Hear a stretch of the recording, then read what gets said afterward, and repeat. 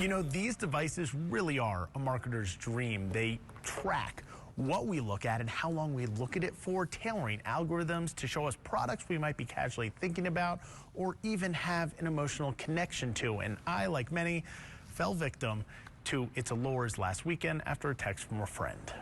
The guy just tweeted the link out. It was like, anyone can get this. This is my buddy Dan Cohen. Last weekend, Dan sent me this text. It was a link to a custom t-shirt two of our beloved Eagles defensive backs wore ahead of a game earlier in the month. It only took 6 minutes for me to see the link and then purchase the shirt. The next day, Dan bought it too.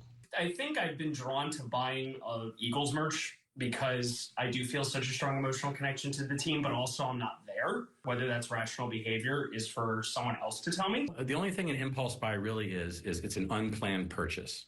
Darren Dubersmith studies the psychology of spending and points to emotions, plain and simple.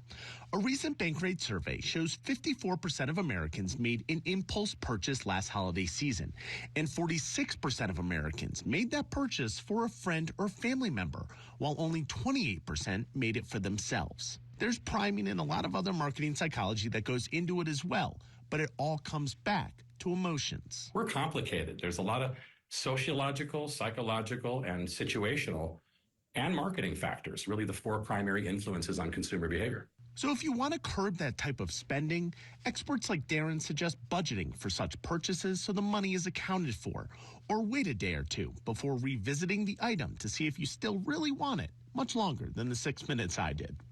Experts say another way you can curb that impulse spending is to buy in cash alone. Studies show it's much easier to mindlessly swipe your credit card or another piece of plastic than it is to pay in cold hard cash. Dan Grossman, Scripps News, Denver.